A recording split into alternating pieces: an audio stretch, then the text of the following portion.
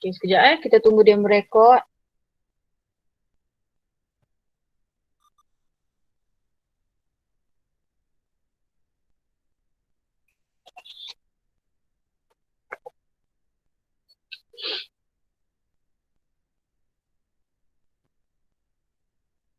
Okay.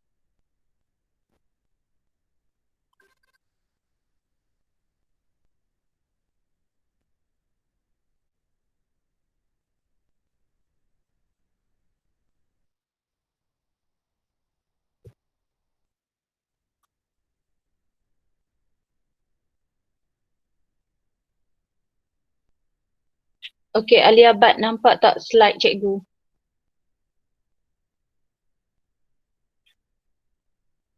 Alia Bat nampak tak slide cikgu Alia?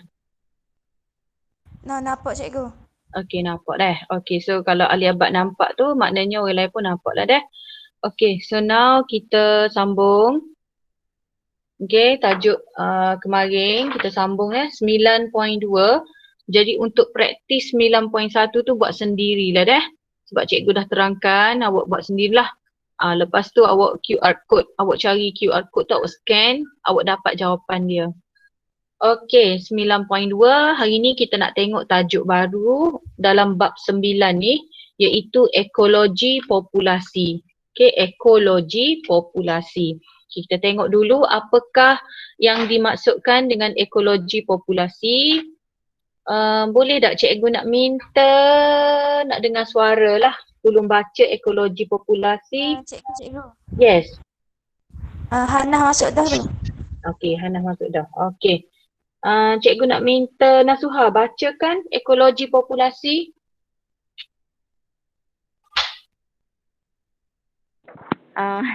Okay. Baca hak atas ni je. Hak atas Okay. Hak atas ni. Hak ni je. Ekologi populasi merupakan cabang ekologi yang mengkaji interaksi suatu populasi dengan persekitarannya. Seperti yang dipelajari dalam subtopik 9.1, populasi ialah sekumpulan organisma yang sama spesies dan hidup di habitat yang sama. Taburan populasi menunjukkan cara organisma yang sama spesies tersebar di dalam sesebuah habitat. Apakah faktor-faktor yang mempengaruhi taburan populasi? Okay, sebelum ni awak dah belajar tentang populasi. So populasi ni apa? Populasi ni ialah mesti sekumpulan organisma yang sama. Ingat tak awak dah belajar sebelum ni? Contoh populasi gajah. Maknanya ada sekumpulan gajah. Dia mesti sama spesies. Okay, contoh lagi populasi kerbau. Maknanya ada sekumpulan kerbau.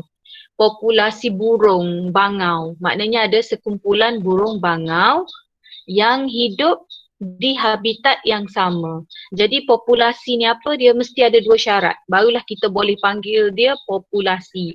Iaitu sekumpulan organisma yang mesti sama spesies dan dia mesti hidup di habitat yang sama. So kalau habitat padang rumput, maka kita akan jumpa populasi kerbau, populasi burung murai. Maknanya ada sekumpulan organisma yang sama spesies tinggal di habitat yang sama. Jadi hari ni kita nak tahu apa faktor-faktor yang mempengaruhi taburan populasi tu. Kenapa kalau dekat kawasan padang ada banyak burung? Kita nak tahu apa yang mempengaruhi taburan populasi tu. Kenapa burung tu banyak duduk situ? Okey, contoh lagi. Kenapa kalau kawasan Paya Bakau banyak ketam nipah? Apa yang mempengaruhi taburan populasi ketam nipah? Okay, so now ada beberapa faktor. Cikgu pergi yang pertama iaitu suhu. Okay, suhu optimum bagi pertumbuhan-tumbuhan adalah 25 hingga 30 darjah Celsius. Ini khusus untuk tumbuhan . Nanti kita akan tengok faktor yang mempengaruhi haiwan. Faktor yang mempengaruhi tumbuhan. Jadi untuk faktor yang mempengaruhi tumbuhan mesti suhu. Jadi suhu untuk tumbuhan ni ialah 25 hingga 30 darjah Celsius. Jika suhu tinggi, maka ia akan menyebabkan enzim terenyah asli. Awak dah belajar dalam tajuk enzim, graf dia macam ni. Okey, graf dia macam ni. Kalau awak ingat balik. Yang ni suhu rendah. Suhu rendah 10, 20, 30.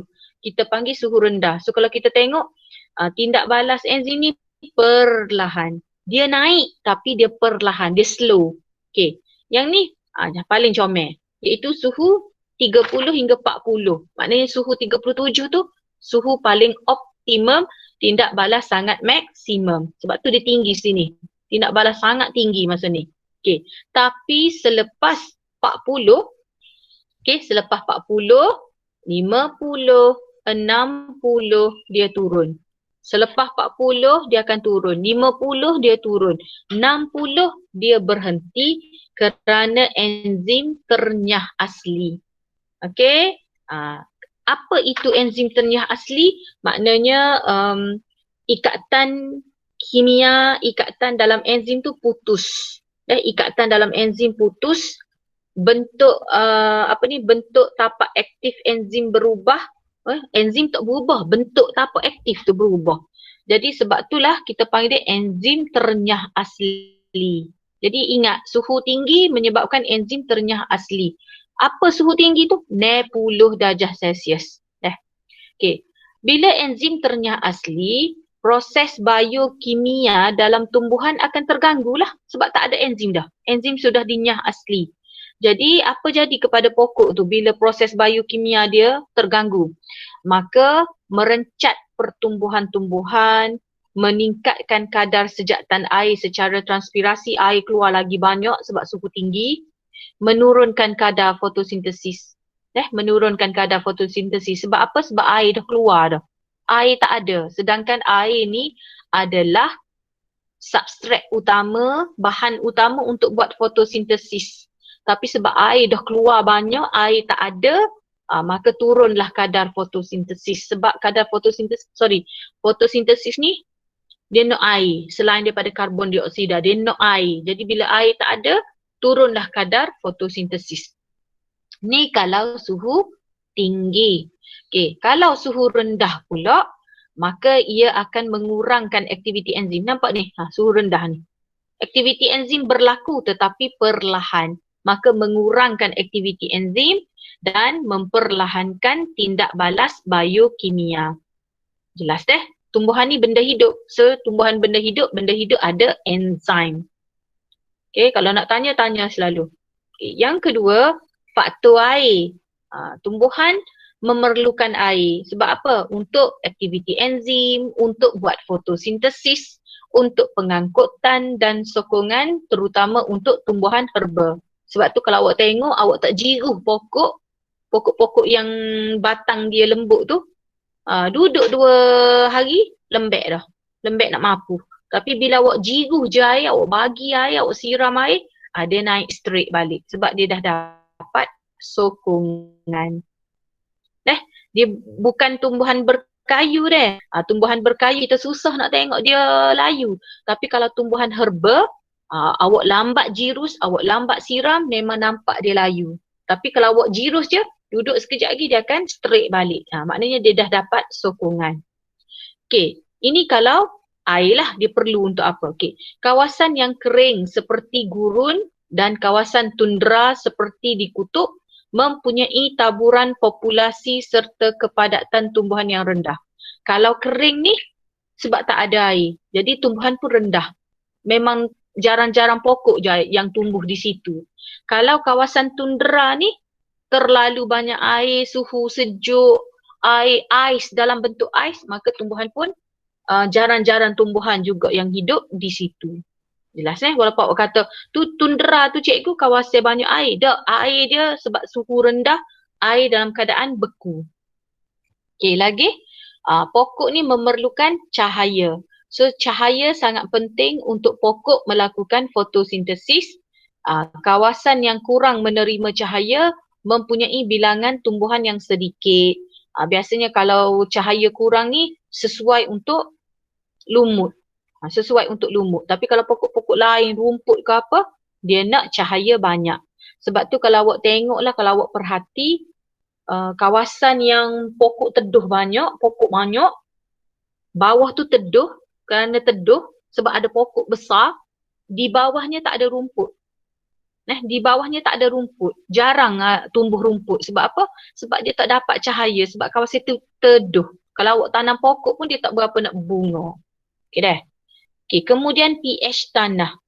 pH tanah penting untuk penyerapan nutrien oleh akar. pH tanah yang terlalu berasid atau terlalu beralkali menyebabkan penyerapan nutrien oleh tumbuhan menjadi rendah.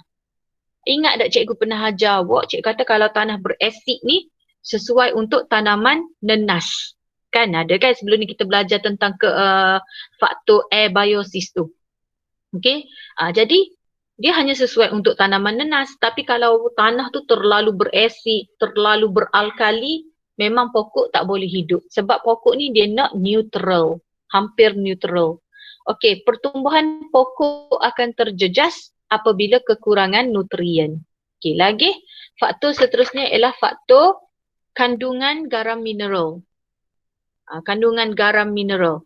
Kandungan garam memberikan kesan terhadap penyerapan air secara osmosis oleh akar.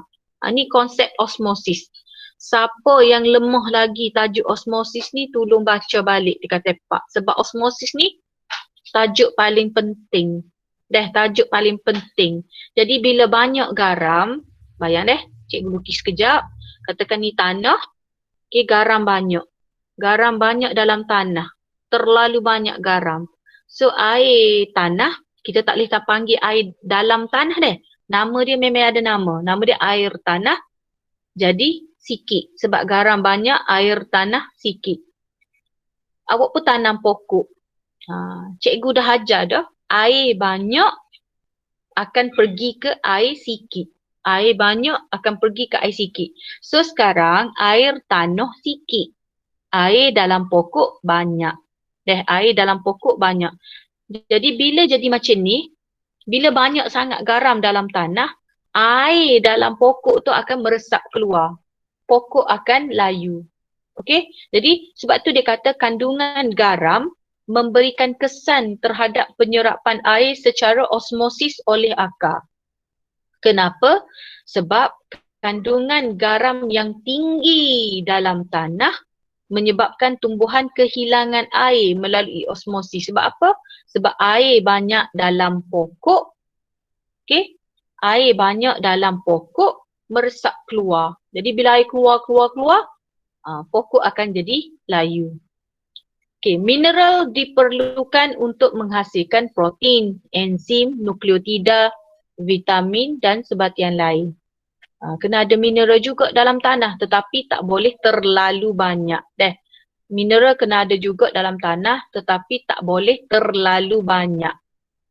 Okey, contohnya fosforus digunakan untuk membentuk fosfolipid dalam pembentukan membran sel. Okey. Okey, so itu ialah faktor-faktor yang diperlukan untuk pokok untuk dia tumbuh lebih subur. Okey, sekarang kita pergi kepada faktor untuk haiwan pula. Okey, yang pertama suhu. Haiwan ni dia nak suhu yang sederhana macam kita jugalah. Jadi kalau kawasan yang terdedah pada suhu tinggi dalam sesuatu habitat, maka ia akan kurang diduduki oleh haiwan. Especially kalau panas sangat, maka jaranglah tumbuhan haiwan ada di situ.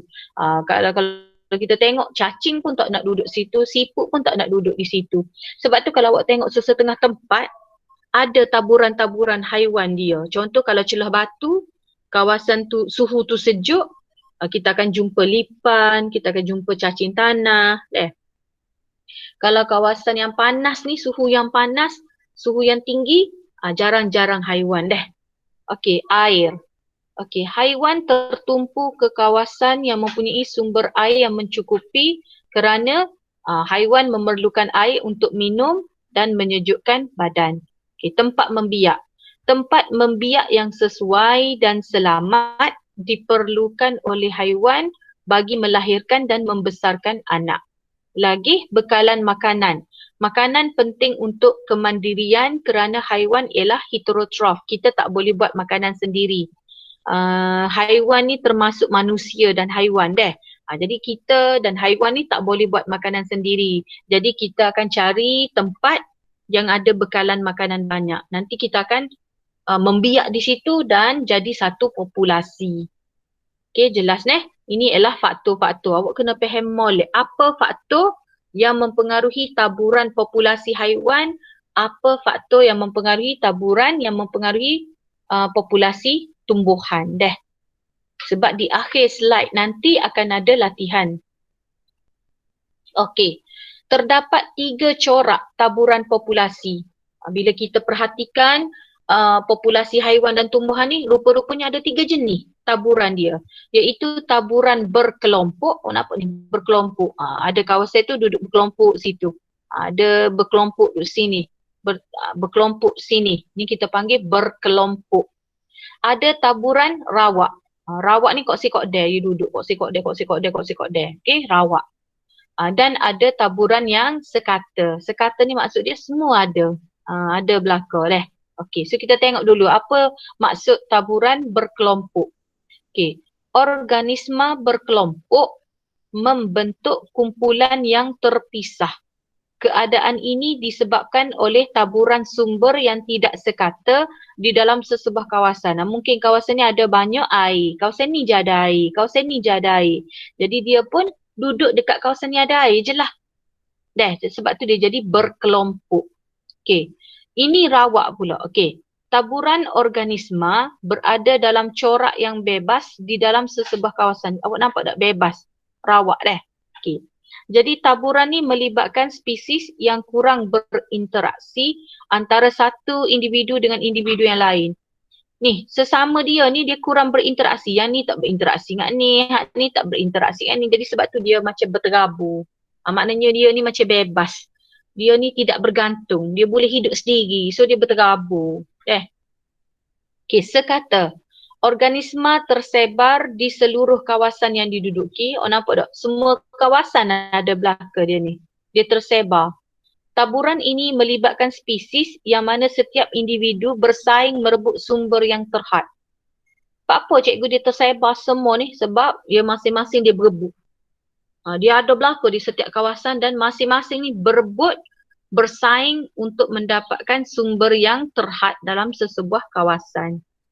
Okey. Yang ni awak kena baca, hafal sebab cikgu takut naik di soalan kertas 1, dia bagi rajah, lepas tu dia tanya mana taburan rawak, mana taburan sekata, apa maksud rawak, apa maksud berkelompok. Okey, seterusnya.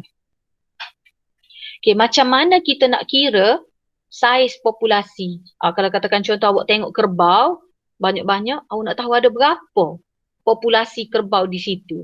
Okey, inilah yang kita nak belajar hari ini, iaitu anggaran saiz populasi organisma. 2 faktor yang penting untuk kajian dalam ekologi populasi ialah kita mesti tahu saiz populasi dan kepadatan populasi. Okey, saiz populasi ni ialah kita nak tahu bilangan organisma yang terdapat di dalam sebuah populasi. Contoh, awak nak tahu berapa saiz populasi gajah yang terdapat di dalam hutan hujan tropika. Ataupun awak nak tahu berapa saiz populasi siput babi yang terdapat dalam kebun buah awak. Jadi awak kata letih cikgu, saya nak kira satu-satu. Dia ada cara dia ada kaedah dia untuk kita dapatkan saiz populasi. Okey. Yang kedua, kepadatan populasi. Awak jangan tukar dua ni. Saiz, bilangan Kepadatan populasi ni ialah bilangan individu sesuatu spesies per. Bila sebut per ni maksudnya kena bahagi unit keluasan habitat. Faham ke tu? Saiz populasi ni ialah bilangnya.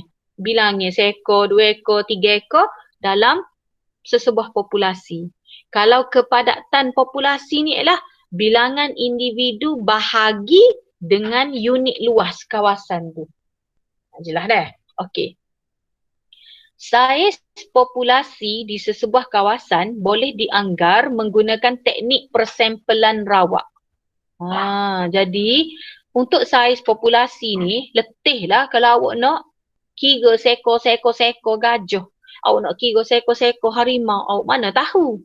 Jadi dia ada cara dia, iaitu kita menggunakan teknik persempelan rawak. Iaitu apabila suatu kawasan yang diselidiki adalah besar dan data sukar untuk diperoleh bagi seluruh kawasan yang dikaji. Contoh macam tadilah, awak nak tahu berapa saiz populasi siput babi di taman bunga awak. Awak nak tahu macam mana? Takkan awak nak kira seekor, 2 ekor. So dia ada cara dia. Caranya ialah kita menggunakan teknik persempelan rawak. Okey. Sampel yang mewakili kawasan tersebut diambil untuk memberikan anggaran. Dia ada cara dia lah. Jadi bila adalah cara dia, nanti dia akan memberikan anggaran. Walaupun kita dapat nilai anggaran, tetapi nilai tu lebih kurang tepat lah. Maknanya lebih kurang tepat lah. Katakan contoh awak kira-kira dapat 10. Maybe dalam 11, 12 macam tu. Okey. Okey, kita pergi yang pertama teknik persempelan kuadrat. Okey, teknik persempelan kuadrat. Teknik persempelan kuadrat digunakan untuk menganggarkan saiz populasi tumbuhan daratan atau haiwan yang tidak aktif atau bergerak dengan amat perlahan. Cikgu ulang sekali lagi, teknik persempelan kuadrat ni kita guna untuk tumbuhan. Dan kita guna untuk tumbuhan ataupun haiwan yang jenis tidak bergerak. Ataupun tumbuhan ataupun haiwan yang bergerak tetapi perlahan, sangat-sangat perlahan. Okey, kita tak boleh guna untuk harimau, tak boleh. Okey. Jadi teknik kuadrat ni kita guna untuk tumbuhan ataupun haiwan yang tak gerak, maknanya dia tak aktif. Okey. Bilangan organisma di dalam kawasan kuadrat merupakan sampel yang mewakili keseluruhan kawasan yang dikaji. Data yang diperoleh daripada semua kuadrat boleh digunakan untuk menganggarkan populasi kawasan kajian. Jadi ada pelajar tanya, kuadrat ni gapo cikgu? Okey, kuadrat ni ialah dia ni struktur rangka. Ni macam ni. Ni kuadrat ni. Ni kuadrat. Dia berbentuk 4 segi. Dia berbentuk 4 segi yang diperbuat daripada kayu, besi atau plastik. Ni, awak nampak tak rangka dia ni? Ikutlah diperbuat daripada kayu, besi atau plastik. Bentuk dia 4 segi. Okey. Kuadrat biasanya dipecahkan kepada beberapa bahagian yang sama besar. You nampak tak ni? Ni. Dia dipecahkan kepada bentuk 4 segi yang sama besar. Dia bentuk 4 segi. Dalam dia ada lagi. Okey, nanti cikgu akan tunjuk gambar dia. Yang digunakan untuk mengira peratus litupan sesuatu spesies. Saiz kuadrat ni ada macam-macam saiz dan kita guna berdasarkan jenis dan saiz organisma, keluasan kawasan taburan serta kepadatan tumbuhan yang kita nak kaji. Kalau yang besar tu kita guna untuk padang sekolah.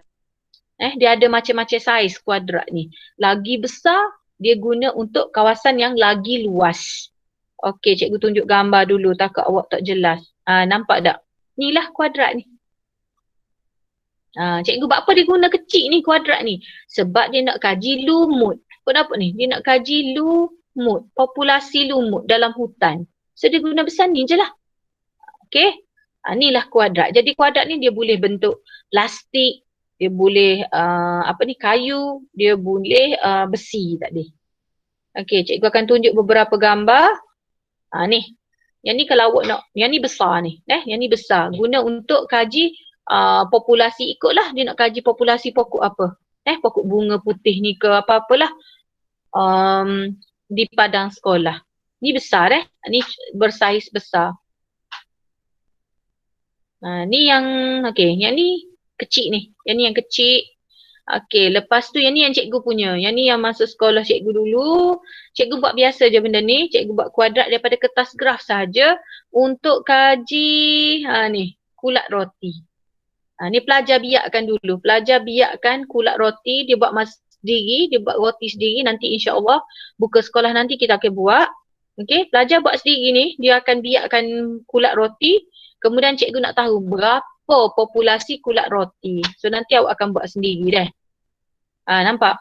Cikgu hanya gunakan kertas graf sahaja. Okey, nanti cikgu akan ajar awak cara nak kira nanti. Ni kalau saiz kecil. Ni yang pelajar sekolah cikgu juga. Ni kalau saiz besar. Okey, ni kalau saiz besar. Dia ada banyak saiz. Daripada besar, sederhana dan paling kecil guna kertas graf. Okey, jelas ni yang semua ni gambar sekolah cikgu belakang. Okey. Daripada kuadrat tadi, kita boleh kira frekuensi, kepadatan dan litupan. Tahun lepas naik SPM 2020 naik soalan ni. 2019 naik lagi. 3 tahun berturut-turut dah soalan kuadrat ni. Cikgu, saya perlu hafal ke ni formula ni? Yes. Ni bukan macam maths deh, bukan macam matematik. Dia bagi formula siap-siap ke awak. Tidak. Dia awak kena hafal. Okey. So daripada kuadrat tadi, kita dapat kira frekuensi. Kita tengok formula dia, frekuensi sama dengan bilangan kuadrat yang mengandungi spesies yang dikaji per jumlah bilangan kuadrat yang diguna darab 100%. Okey. Kalau nak kira kepadatan, jumlah bilangan individu spesies yang dikaji dalam semua kuadrat per jumlah bilangan kuadrat yang diguna darab luas satu kuadrat. Okey, kalau litupan, peratus litupan, yang ni pelajar seumur tukar ni. Orang tulis peratus litupan, dia guna peratus liputan. Salah dah lah. Awak salah tulis je peratus liputan, salah selalu. Okey?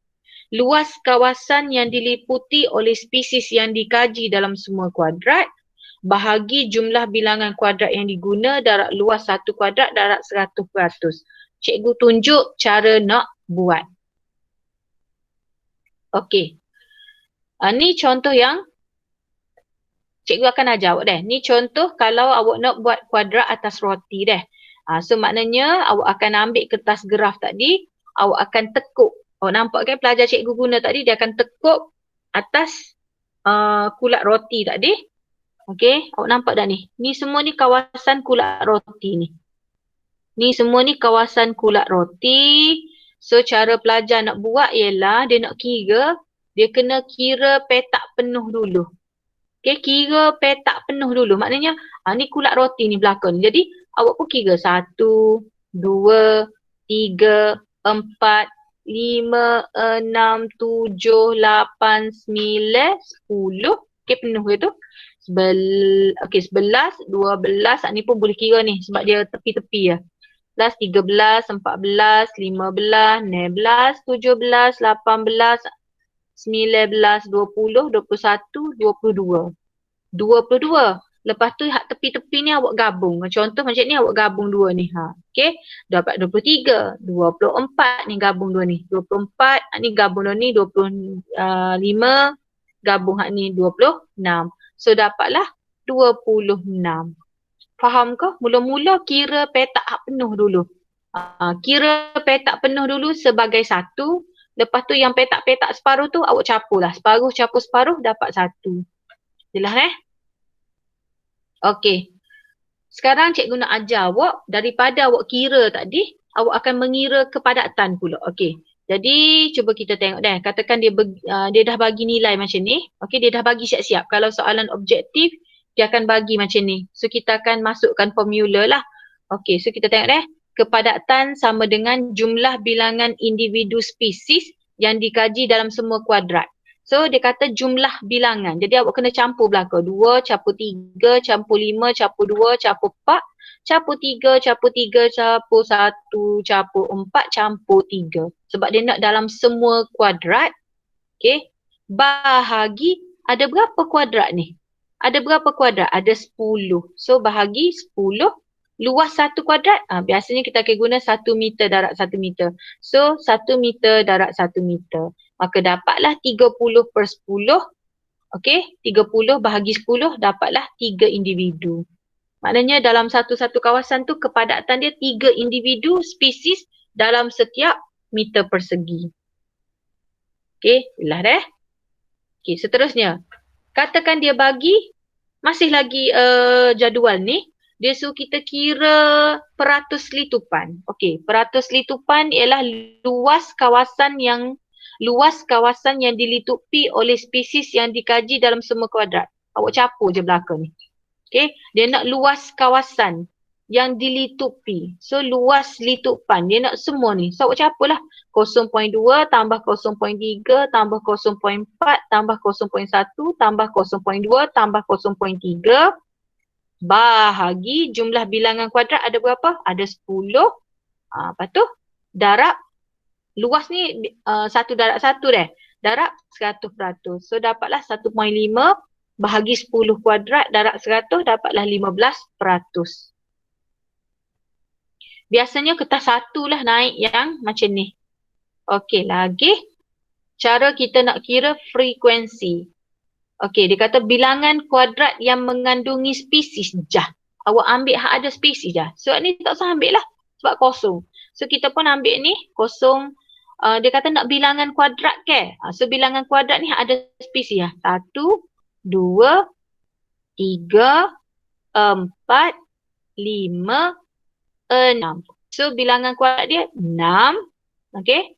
Per jumlah bilangan kuadrat semua 10 darab 100. So dapatlah frekuensi dia 60%. Okey, boleh dah. Nah, ni cara nak kira frekuensi, peratus litupan dan kepadatan dah. Kalau tak faham tanya cikgu. Okey.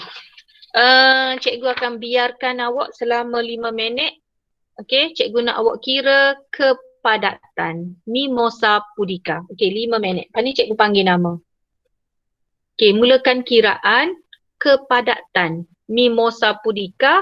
Ni cikgu bagi dah ukuran dia 1 meter darab 1 meter. Okey, 5 minit dari sekarang.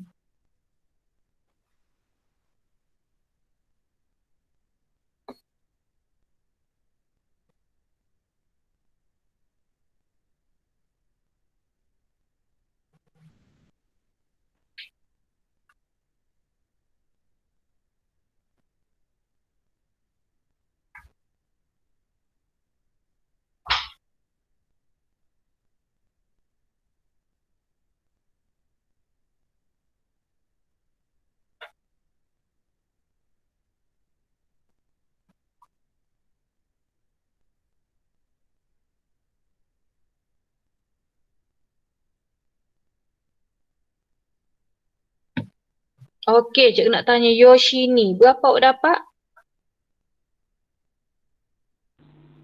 7/15 tu dia. Berapa? 7/15. 7/15. Okey, terdengar jawapan daripada wakil 5 Syifa. Anis Kristina. Anis, berapa Anis?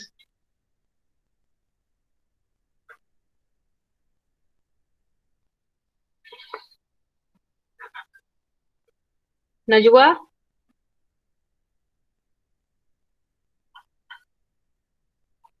Mana ni? 5 Syifa ni. Malu kat orang ni. Cepat. Amalin ke? Amalin, berapa kepadatan Mimosa pudica?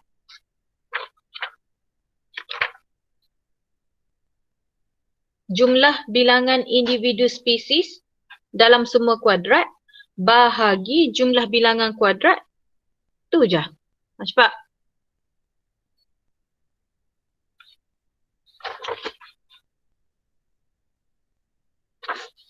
Okey, cikgu nak kelas 5 Ilham.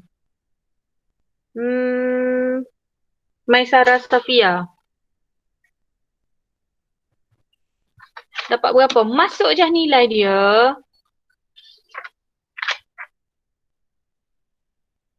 Maisara.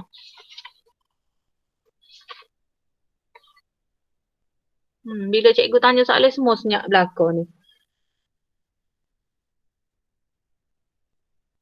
Dia Ulhaq. Berapa dapat? Sama dengan Yoshini, 7/15. 7/15. Okey, kita tengok deh. Dapat berapa? Apa semua senyap ni? 7/15. So kalau 7/15 bahagi dapat apa?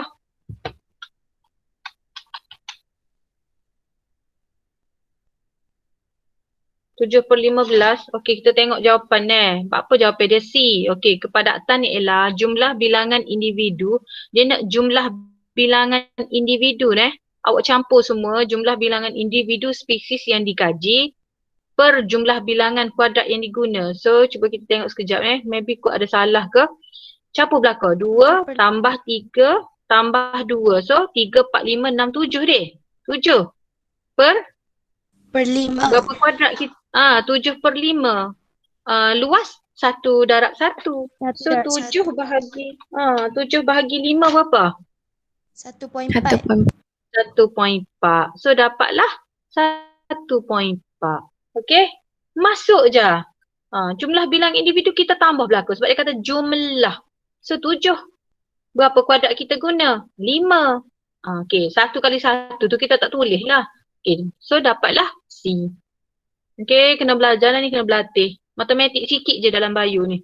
Okay, kemudian yang ni kita tak akan buat lah kita akan buat nanti bersemuka, tak tahu bila. Okay, kemudian. Okay, kita nak pergi yang ni pun mudah juga. Okay, iaitu tadi untuk tumbuhan Kalau tumbuhan kita guna kuadrat. Okay, sekarang untuk haiwan pula. Kalau haiwan, kita akan guna kaedah tangkap, tanda. Lepas awak tanda, awak kena lepas dan tangkap semula. Cikgu suka guna perkataan ni, huruf ni. TTLTS. Kalau cikgu panggil TTLTS tu awak ingat. Tangkap, tanda, lepas, tangkap semula. Okey, kena tangkap dulu. Awak pun tanda siput babi 1, siput babi 2, siput babi 3. Nampak dah dia ni. Dia tanda ni. Okay, lepas tu awak kena lepas dia balik. Lepas je. Lepas tu duduk dalam 2-3 hari, tangkap semula. Okey, kaedah tangkap, tanda, lepas, tangkap semula digunakan untuk menganggarkan saiz populasi organisma yang bebas bergerak. Jadi kaedah tangkap, tanda, lepas, tangkap semula ni kita guna untuk haiwan sahaja. Kita guna untuk haiwan sahaja. Sebab apa? Sebab dia bergerak. Contoh awak boleh guna untuk tangkap musang, ikan hiu, siput. Bukan tangkap untuk kira. Untuk awak kira musang, untuk awak kira ikan hiu, siput, ulat gonggok, serangga dan rama-rama. Okey, kaedah ni melibatkan beberapa langkah. Kita baca satu-satu. Okey, yang pertama, haiwan yang dikaji ditangkap secara rawak di dalam kawasan kajian. Contoh macam ni, Yoshini nak tahu ada berapa ekor siput babi di kawasan taman herba sekolah. Jadi Yoshini akan tangkap semua siput babi secara rawak. Secara rawak ni maksud dia besar. Kau kecil kau kena tangkap belakang. Asal awak jumpa je, awak tangkap. Faham Tangkap siput babi je. Jangan tangkap ulat gonggok ke apa. Tangkap siput babi saja. Besar kecil ambil. Okey. Lepas awak tangkap, bilangan haiwan yang ditangkap dicatatkan. Kena kira. Ada berapa ekor yang awak tangkap tadi? Katakan contoh 10 ekor awak dapat. Okey. Kemudian, setiap haiwan yang ditangkap ditanda. Nak tanda macam mana? Boleh guna pewarna kuku, boleh guna cat atau dakwat India. Memang nama dia dakwat India atau cat selulosa. Nak tanda guna pelekat pun boleh. Apa-apa cara sahaja asalkan penanda tu tak hilang. Jadi Yoshini akan letaklah 1, 2, 3, 4 sampai 10. Okey, kemudian haiwan yang telah ditanda dilepaskan semula ke kawasan kajian yang sama. Yoshini kena lepaskan balik siput babi tu ke taman herba tadi. Lepas balik. Jangan simpan. Lepaskan 10-10 ekor tu. Okey. Kemudian, selepas satu jangka masa tertentu, contoh seminggu ke, 4 hari ke, awak kena tangkap balik. Tangkapan kedua dibuat secara rawak di kawasan kajian yang sama. Yoshini selepas seminggu kena pergi balik dekat taman herba, kena tangkap kena tangkap semua siput babi yang awak jumpa. Maksudnya ada yang tidak bertanda, ada yang bertanda. Tangkap belakang. Hak awak jumpa ambil tangkap semua. Tak kisahlah bertanda ke tak bertanda ke, tangkap semua secara rawak. Okey. Daripada tangkapan kedua tu, jumlah semua haiwan dalam tangkapan kedua iaitu bilangan haiwan yang bertanda dan tidak bertanda dicatatkan.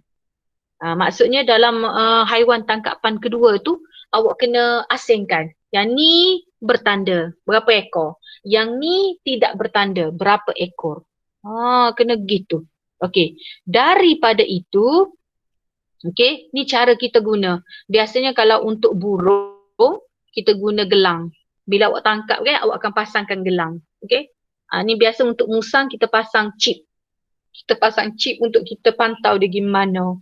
Okey, ni cara nak tanda untuk siput babi. Nampak dah? 87 dah ni. Maknanya banyak siput babi dia tangkap. Okey, so daripada situ, bila awak dah dapat tangkap, ni cara dia. Cara nak kira ada berapa populasi siput babi. Iaitu X darab Y darab bahagi Z. Kemudian X darab Y bahagi Z. Okey, kita tengok buku teks. Ni. Tengok dalam buku teks cara nak kira saiz populasi tadi. P darab Q. P tu apa? Bilangan haiwan tangkapan pertama yang Yoshini tangkap kali pertama tadi, 10 ekor. Darab bilangan haiwan tangkapan kedua, awak kena capu. Hak awak tangkap kali kedua tu ada berapa ekor semua. Bahagi bilangan haiwan bertanda dalam tangkapan kedua. Okey, dengar molek dah. Katakan contoh, Yoshini tangkap kali pertama dapat 10 ekor. Yoshini pun tanda lepas. Okey. Yoshini pun tangkap pula kali kedua. Yoshini dapat 30 ekor. Tangkapan kali kedua tu 30 ekor. Dan dalam 30 ekor itu tangkapan kedua, ada 5 je yang bertanda. Dalam 30 ekor tu, yang bertanda tu 5 ekor je.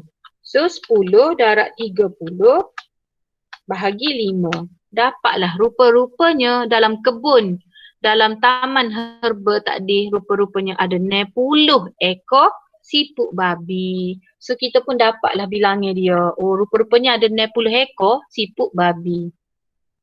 Jelas dah? Okey, so cuba kita tengok. Ni. Okey, cuba kita tengok, katakan contoh. Bilangan siput babi tangkapan pertama 10 ekor. Tangkapan kedua 12 ekor. Dalam 12 tu yang bertanda 4. So 10 kali 12 bahagi 4. Dapatlah 30 ekor. Untuk kawasan A. Okey, kawasan B. Tangkapan pertama 8. Tangkapan kedua 9. Dalam 9 tu 2 je yang bertanda.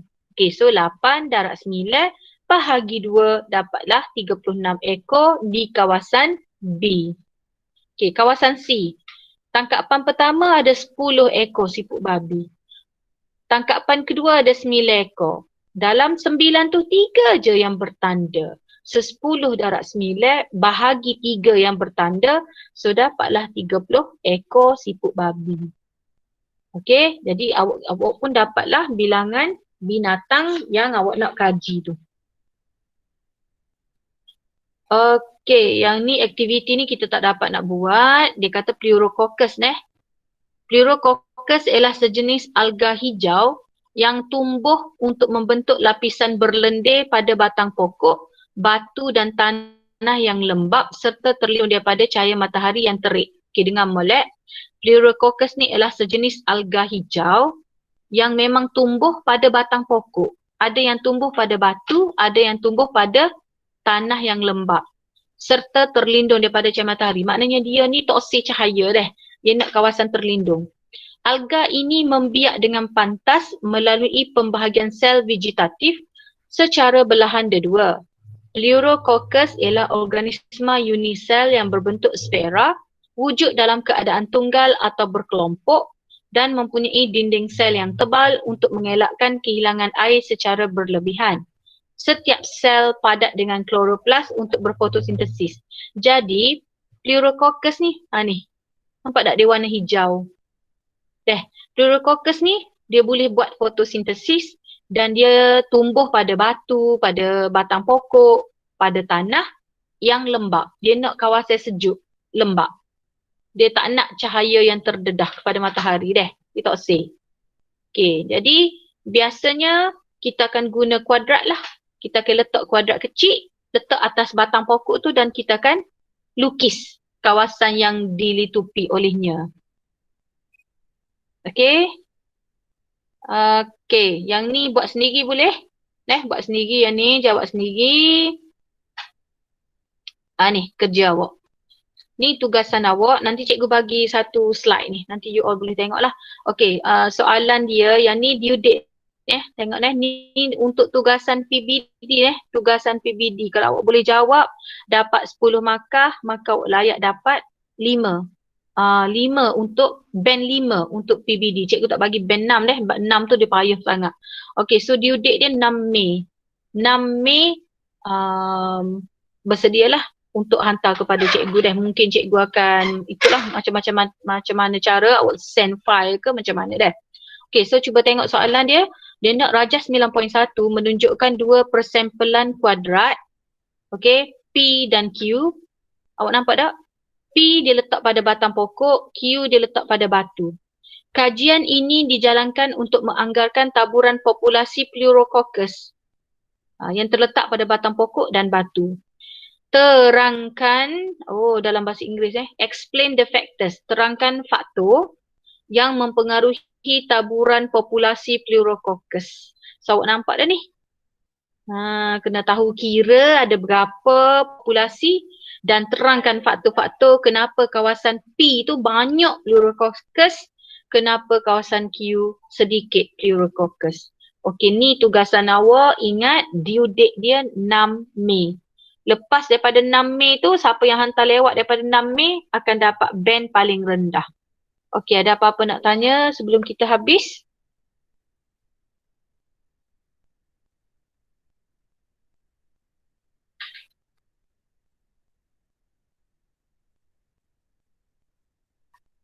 Go. Ya. Jawapan boleh buat dalam box tu. Boleh. Nak nyawa macam ni. Bentuk jadual. Bentuk gini. Gitu. Ni kawasan kuadrat P. Ni kawasan kuadrat Q. Boleh? Okey, lagi.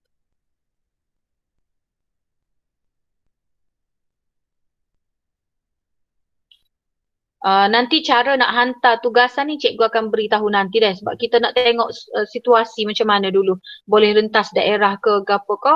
Maybe awak akan hantar di pondok jaga ataupun maybe sekolah buka ke ni boleh. Apa-apa. Ataupun maybe cikgu minta awak tulis and then scan guna ni. Nanti hantar cikgu dalam bentuk PDF ke cikgu print atau apa-apa sajalah. Nanti cikgu beritahu cara nak hantar Lo ni awak rangka dulu jawapan tu. Jangan tanya cikgu betul ke tak sebab kalau tanya cikgu akan guide awak tak dapat band 5. Yang ni memang kena fikir sendiri baru layak dapat band 5. Okey, kalau tak ada, awak boleh teruskan untuk masa tutorial nanti buat praktis. Sekejap cikgu tengok sekejap. Buat praktis formatif, sumatif. Habis dah lah. Habis dah. So kita jumpa minggu hadapan bab 10. Okey? Okey, Assalamualaikum. Waalaikumsalam. Terima kasih, Cikgu. Okey. Waalaikumsalam. Terima kasih. Terima kasih, Cikgu. Buat tugasan tu alert dengan markah dia. Kita nak 10 markah tu biasa tu.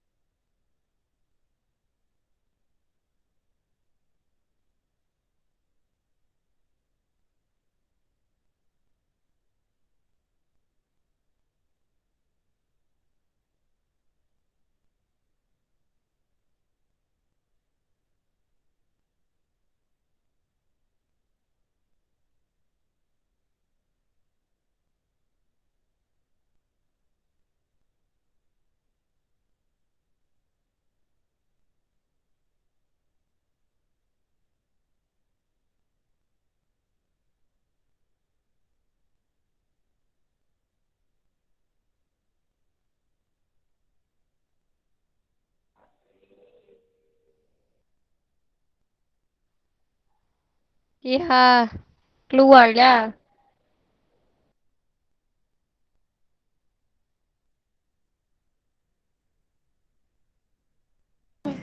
Ara ke tu? Habis lah dah aku be. Aku dah karaoke dah bilik ni. Marilah.